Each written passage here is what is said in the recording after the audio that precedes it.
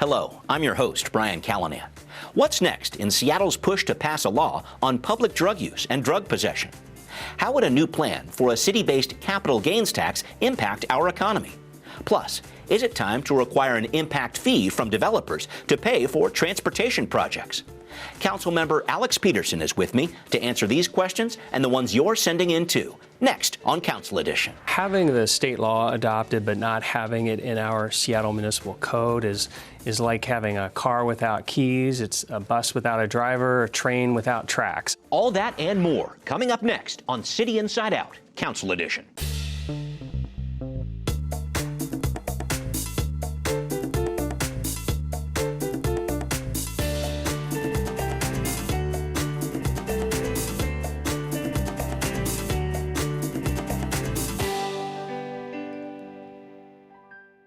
And here he is, Councilmember Alex Pedersen from District 4, also chair of the Transportation and Seattle Public Utilities Committee. Councilmember Pedersen, really good to have you here. Thank you very much. Nice to see you. Let's jump right into it here. An issue the city has been working on this month to craft a policy on public drug use and drug possession. Just a quick backstory here, folks. Councilmember Pedersen co-sponsored an ordinance with Councilmember Nelson in May, working with City Attorney Ann Davison to prohibit these kinds of drug activities so that they could be charged when deemed necessary by the City Attorney. Now, the Council voted that plan down very recently, 5-4, but Mayor Harrell has now assembled a work group to hammer out a city statute on drug use and possession. Here's one of his comments from a recent press conference.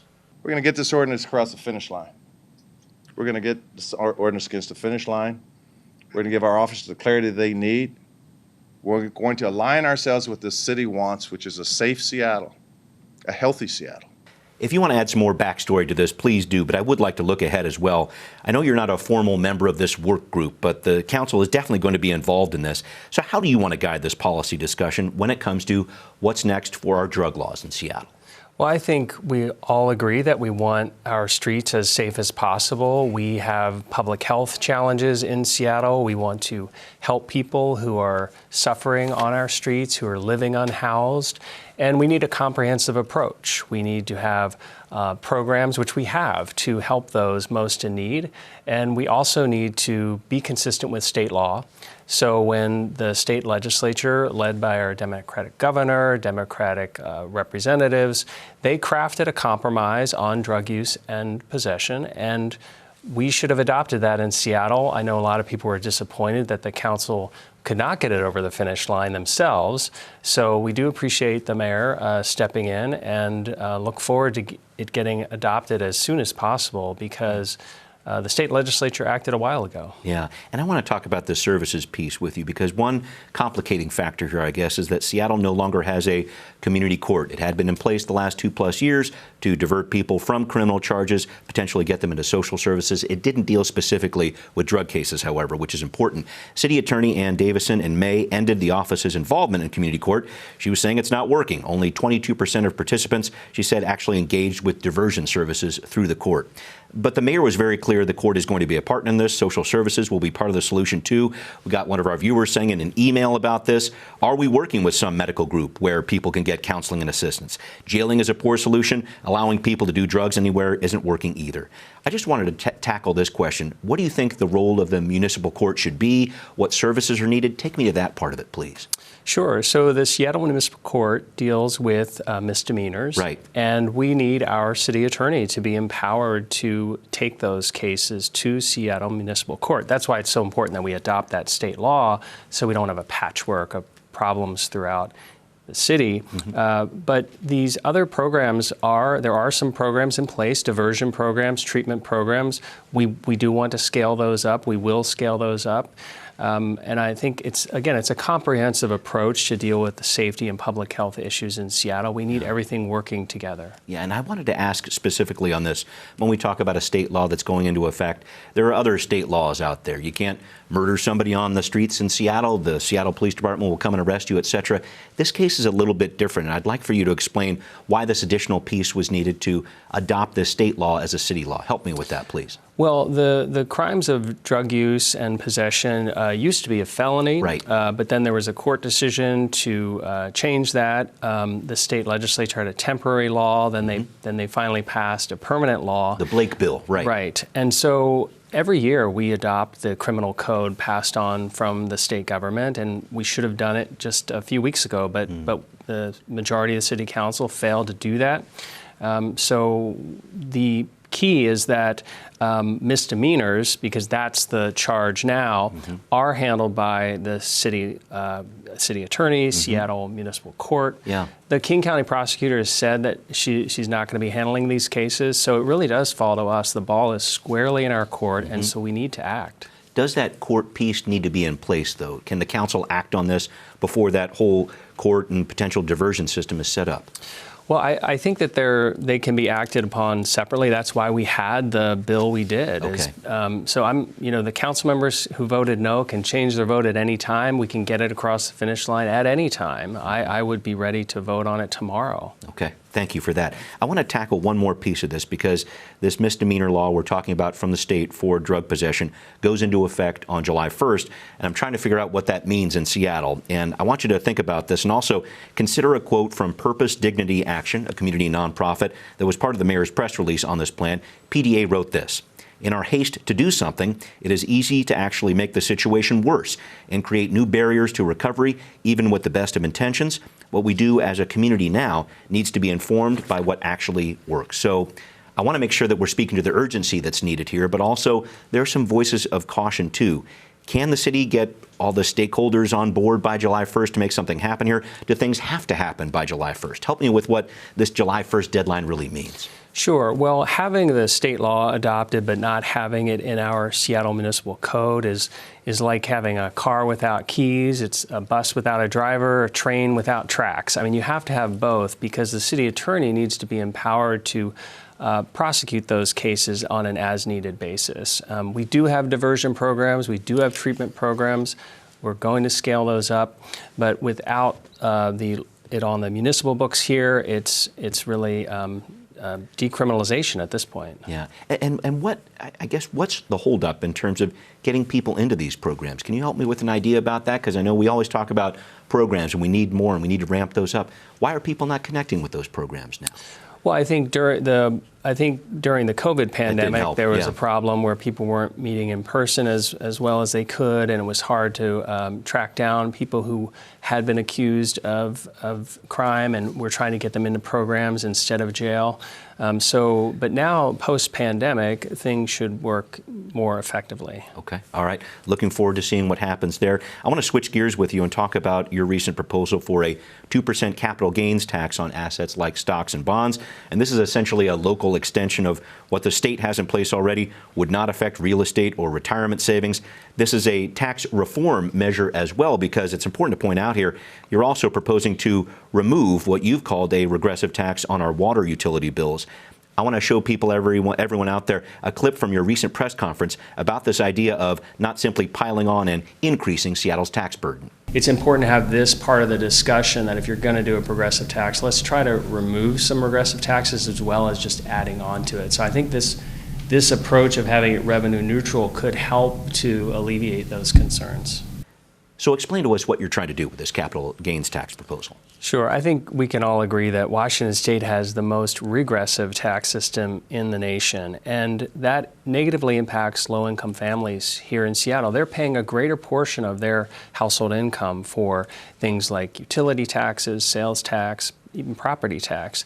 And so if we're going to make the system more fair, we need to remove those harmful regressive taxes. The fact that we have a tax on your drinking water is something that should be eliminated. And we want to build trust with the general public about this. A recent survey shows 2/3 of people do not trust City Hall to manage their money well. A vast majority have indicated they feel overtaxed. So we want to remove the water tax. I think that's the real headline here, is that for the first time ever, we would proactively repeal a regressive tax.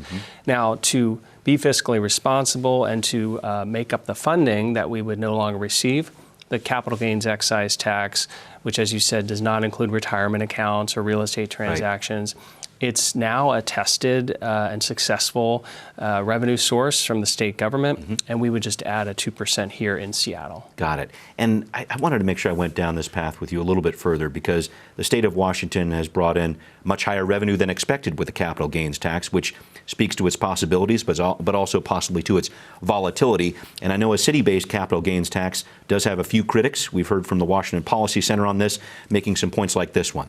We have seen individuals move their businesses out of the state over the capital gains tax. Imagine how much easier it is for individuals to move cities. I wanted to make sure I brought up this critique because it happens a lot when we start talking about taxes like these. What impact do you think a measure like this would have on our local economy? Would businesses leave Seattle if the council passed something like this? No, I don't think so. It affects such a small portion of the population. It's those earning more than $250,000 in capital gains in a single year. But the good news is nobody would have to pay the water tax. And I think that's the reason it's so important that we remove a regressive tax, is to earn that trust from those who are concerned about new taxes. And it's really not a new tax. It's a state government. It's already been imposed. So Supreme Court upheld it in March? That's right. Yeah. That's right. Tried and true. And we would, to remove the water tax, we would just have this instead. Thank you. And I want to keep going down the path with the water tax here and what happens if we get rid of it. So let me try to throw this past you. I understand capital gains could potentially bring in some more dollars here. But then I think about big businesses, for example, who might be keeping a close eye on their water usage. Would eliminating this tax somehow create that perverse incentive for them to waste water and not worry so much about it? I'm just trying to figure out what impact does this have on Seattle Public Utilities potentially? Sure. Well, we already charge for the cost of providing water, and we manage that well so that people use water efficiently. What this tax is on top of that. It's a tax that City Hall just charges to Seattle Public Utilities to extract more revenue from ratepayers. Yeah. So it's not necessary, and it doesn't affect the water efficiency and smart use of that scarce resource. Got it. I did want to ask, though, with the dollars that are coming in, potentially if this capital gains tax goes through, would they be devoted to Seattle Public Utilities? Or I know that's always a big deal, trying to make sure that these funds are earmarked for certain purposes.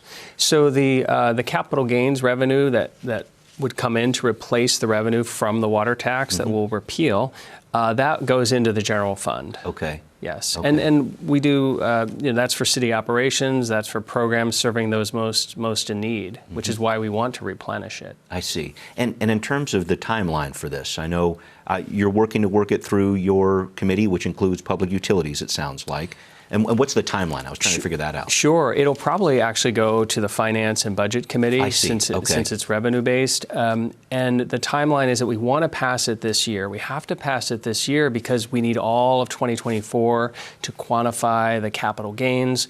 And then at the end of 2024, we would repeal the water tax. But I introduced legislation to do that now. It just has an effective date of the end of next year. I see. So there's a lot ahead with this. Something that's going to be happening over the next couple months, because you only have that many months left in office, it sounds like. That's right. We've got 7 more months. We're going to work hard for our constituents, and I'm looking forward to it. Okay. Let's keep talking taxes here, because you're also working on a transportation impact fee that developers would potentially pay. If they had a condo that sold for $800,000, the fee could be $8,000, for example, with money going towards bridges or other infrastructure. And this poll you talked about earlier asked a lot of different questions back in May. 42% of the respondents strongly supported it. 33% somewhat supported it. So basically 3 out of 4 people were in favor of something like this. Right. And I should point out, the state allows for impact fees. I think that's a very important part of this. And many other cities around us have implemented them. Seattle certainly has some needs when it comes to transportation infrastructure. So why is Seattle not doing this? What's going on? Yeah, I agree that people are really frustrated with the conditions of their roads. They want to see more robust transit. We have bridges that need repair. So we're going to have to get some funding to do that. Right now, we just go after the property tax every year. And people, City Hall is a one-trick pony. We just keep doubling or tripling that portion of the property tax. Real estate developer impact fees are a source that are in 70 other cities. Seattle's a great place to be, to build. And so it's time for them to pay the fair share. We'll use that toward transportation infrastructure everybody benefits from. I think it hasn't been in Seattle, partly because we're such a big city. And real estate developers are very involved in civically in City Hall. Yeah. And so, of course, they would not want to pay a tax if asked. Yeah. But this fee will go toward good things that benefit the whole city and enable us to reduce property taxes so we have that tax reform. And I think that's an important part of this, because if you're able to pass a fee like this for developers, you could potentially reduce the amount of property tax that the Move Seattle Transportation Levy is going to be seeking next year. Can you help me do some of that math, please? That's right. So it seems like every 6 months, Seattle voters are asked to approve some sort of tax increase on themselves for good causes. And next year, 2024, this 9-year measure expires. And because we have poor road conditions, we need to fix our bridges, we need more transit, we need to find a source of funding for that. Why not diversify our funding sources? Mm-hmm. So if we get a real estate developer impact fee here in Seattle that's similar to the 70 other cities in Washington State, then next year City Hall will be set up well to lower the property tax that's used for those transportation investments. Okay. And I want to talk about where this money would potentially go, because you've got organizations like the Downtown Seattle Association, the Urbanist, some other developer groups, and we've talked about them. They say it's not clear how money from this fee would be used. They say it's not the right time. I want to make sure that you respond to that, please. Oh, sure. It is definitely the right time. In fact, we're actually a little bit late to do this. Council members have been looking at this fee since 2014. And really, I'm just carrying on the work. I mean, Councilmember Tom Rasmussen, Sally Bagshaw, and then currently Lisa Herbold and others support this revenue source. And so it would go to those projects that a lot of those organizations are hoping to have so that we improve transit, for example. Yeah, and I know this issue of making sure we have money for bridges and other infrastructure. You've been talking about this for a while, too. I believe this was this a budget measure that you were working on last year, a bond measure of some sort? Help me out with that part, please. Yeah, so when the West Seattle Bridge cracked and closed, we did an audit of our bridges, confirmed that they were in bad condition. We need to invest more in bridges. We've provided a couple of options for the Seattle Department of Transportation. They have not been ready to invest, to take those funds and invest them, which really shows that bridges have not been prioritized. So we would expect bridges to be prioritized in the next infrastructure package. Okay, all right. I'm looking forward to that, too. I want to talk about another transportation issue, the Seattle Streetcar Connector, which would potentially link up First Hill and South Lake Union. This project has certainly had its troubles over the past decade. It ran way over budget. The size of the cars and tracks weren't in sync at one point. But now we're hearing from the mayor and the new SDOT director, Greg Spotts, saying, let's finish this work, turn this into a cultural connector, as they're saying it, with nightlife around it, et cetera. It sounds like you're not totally buying in on this idea, and I want to lay this out there. I think we do have a challenge in Seattle with priorities. I think that when we ask people what their priority is, it's to fix road conditions. It's to improve regional transit that moves thousands of people throughout the area. It's to fix our bridges.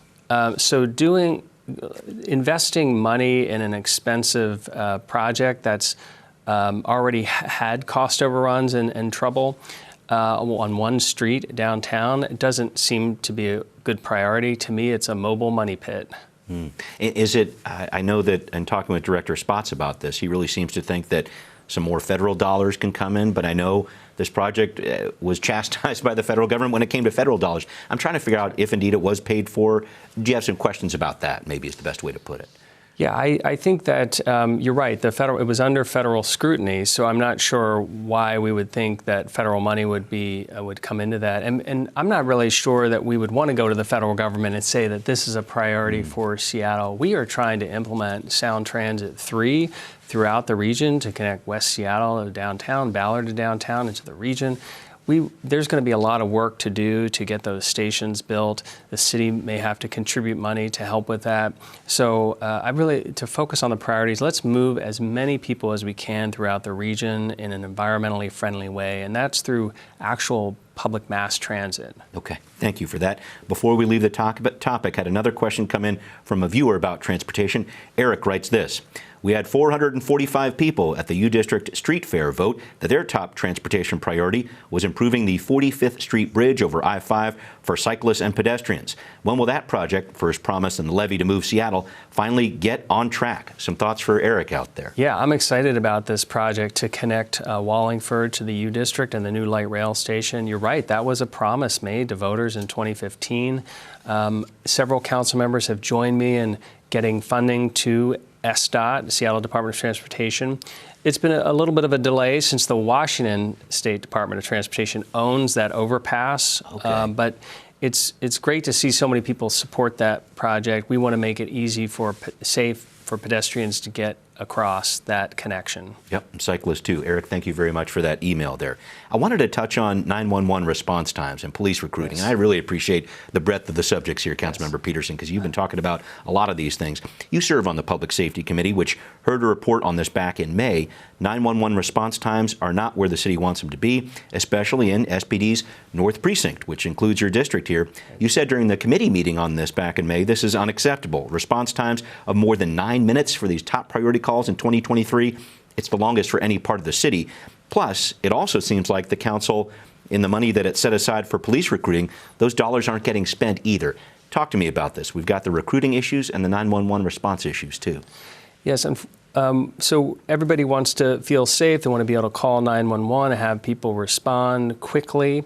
We don't have that situation in Seattle with these 911 response times being unacceptably high. Unfortunately, this is a lingering consequence of the 50% defund movement in Seattle, where we lost 500 officers. I did not support the defund movement, but a majority of City Council did. Officers in their exit interviews cited City Council as a reason for leaving. So, but we need to get beyond that. We need to hurry up and hire more officers so we can replenish those who left. And the mayor has a recruitment plan. We would like to see the money invested faster in the first 3 months of this year, which is 25% of the year. Only 6% of that money was out the door. So I think all of my colleagues share the concern, like we want to increase that recruitment, and we would expect to see the next report from the Seattle Police Department and the mayor's office to show better results for recruitment. What's the holdup? Do you know what's going on there? Why weren't they able to get this recruitment piece off the ground? Well, I think they're being very methodical about it, taking sort of an assembly line approach instead of multi-tracking how to get the advertisements and marketing out to people. I think we may need to look at whether we need more financial incentives to encourage people. We also need to let officers know that we want them here in Seattle, that City Hall actually does want a mix of public safety tools that includes having a adequately staffed police department. Absolutely. So we'll see what happens there too. I want to talk about the tree protection ordinance with you, Councilmember Pedersen. You were the lone council member to vote against this back in May, and this was legislation I know you were working on with Councilmember Strauss for several years. If you want to talk about your no vote, certainly do, but I do want to touch on where you want this ordinance to go, because it sounds like the door is still open at least a little bit to make some adjustments to this law to ensure that it reaches this goal of increasing our tree canopy and allowing for more housing as well. Talk about this issue and I guess where it's gone over the years. You've tracked this for a long time. Sure. I've been a champion of trying to protect our tree canopy throughout Seattle. It's important to remember that trees provide so many environmental and public health benefits, sequestering carbon, helping prevent stormwater problems, providing shade and cooling. This is really important to prevent the heat dome effect in disadvantaged neighborhoods during a crisis of climate change. So I was really disappointed when the legislation did not accept the recommendations from our Urban Forestry Commission, from the leadership of the Green New Deal Oversight Board. The legislation really fell short, and it's really questionable whether this tree legislation will actually protect trees. It regulates more trees, it defines them, but it doesn't actually protect them. So I expect to see the tree canopy decrease in the wrong direction because of this legislation. Is there a way that you can help guide it? I know what's been passed, but it did sound like there might be some more iteration going on to to change this law a little bit. Some thoughts about that? I've seen no activity to rectify the situation since this law was adopted and put into effect. I think what will have to happen is the next round of council members, hopefully there's a majority who really are focused on tree protections. We also want to see our Office of Sustainability and Environment take up more of this work. It's really unfair to expect our Seattle Department of Construction and Inspections to do the bulk of this regulation, because their clients are real estate developers and builders, and it's hard for them to at the same time protect trees. Got it. Thanks. I need to wrap up with you here, and I haven't had you on the show in a little while, but I wanted to make sure I touched on this. You're not running again for City Council, and you've been very busy over the past couple months, so I know you're still working ahead here. Talk to me about what you're hoping to accomplish your last year in office, and maybe reflect on the years before that too, please. Sure. Well, it's been an honor to serve 100,000 people in Northeast Seattle. And I'm just not a career politician, so was never meant to be here forever and keep running for office. That's just not how I'm made up. Also, my family's eager to have me back. You know, the last 4 years we've had, it feels like decades of activity in terms of the 100-year pandemic, a generational racial reckoning, economic turmoil. So it's been an action-packed term. And but look forward to getting back to spend more time with the family. And but with the 7 months left, there's a lot that we want to get done. And just in listening to my constituents and what they're looking for in terms of trying to reduce homelessness, increase public safety, have more fairness about how people are taxed in the city, trying to improve our transportation systems. There's a lot to get done. Okay, thank you very much. Sure. Councilmember Alex Pedersen, appreciate you being here. We will see you next time on Council Edition.